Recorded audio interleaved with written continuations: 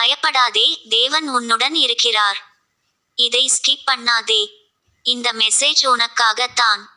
நீ இப்போ எந்த பயத்தில் இருக்கிறாயோ அந்த பயத்தை தேவன் இப்போவே நீக்கப் போகிறார்.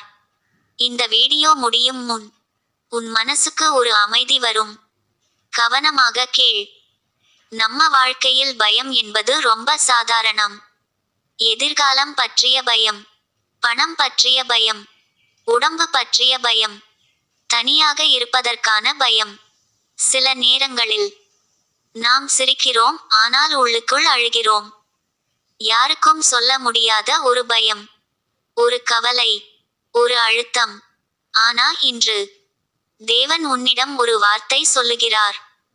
பயப்படாதே, நான் உன்னுடன் இருக்கிறேன்.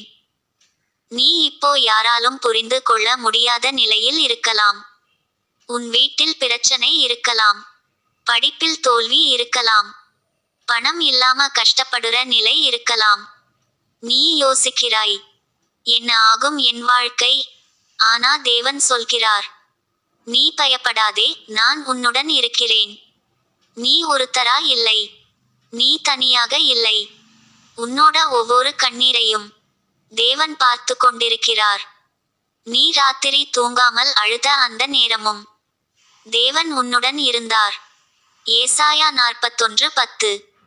பயப்படாதே, நான் உன்னுடன் இருக்கிறேன். கலங்காதே, நான் உன் தேவன். சங்கீதம் 23:4. இருள் பள்ளத்தாக்கில் நடந்தாலும் நான் பயப்படேன். நீ என்னுடன் இருக்கிறாய். யோசுவா 1:9. திடமாகவும் துணிவாகவும் இரு. பயப்படாதே, கலங்காதே. நீ நினைக்கிறாய், என் வாழ்க்கை முடிந்தது. ஆனா தேவன் சொல்கிறார், இது தான் உன் புதிய ஆரம்பம். நீ இழந்தது பெரியதாக இருக்கலாம், ஆனா தேவன் தரப்போவது அதைவிட பெரியது. பயம் உன்னை நிறுத்தும், ஆனா விசுவாசம் உன்னை முன்னேற்றும். நீ பயப்படும்போது உன் கண்கள் பிரச்சனையை பார்க்கும், ஆனா நீ தேவனை நம்பும்போது உன் கண்கள் தீர்வை பார்க்கும். இந்த வீடியோ பார்க்கிற நீ ரொம்ப கஷ்டப்பட்டு இருக்கலாம். யாரும் உன்னை புரியாமல் இருக்கலாம். உன் முயற்சியை யாரும் மதிக்காமல் இருக்கலாம். ஆனா நினைச்சுக்கோ, ஒரு நபர் உன்னை முழுமையாக புரிந்து கொள்கிறார். அவர்தான் தேவன். நீ ஒருத்தரா அழுகையில் கூட அவர் உன்னுடன் இருக்கிறார். இன்று முதல் நீ பயப்படாதே. எதுவாக நடந்தாலும் நீ தனியாக இல்லை. தேவன் உன்னுடன் இருக்கிறார். அவர் உன்னை கைவிட மாட்டார். அவர் உன்னை வழிநடத்துவார்.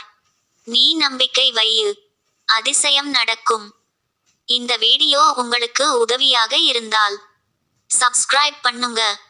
இந்த மெசேஜ் உங்களுக்கு மட்டும் இல்ல, உங்க நண்பர்களுக்கும் தேவையானது. ஷேர் பண்ணுங்க. தேவன் உங்களை ஆசீர்வதிப்பாராக.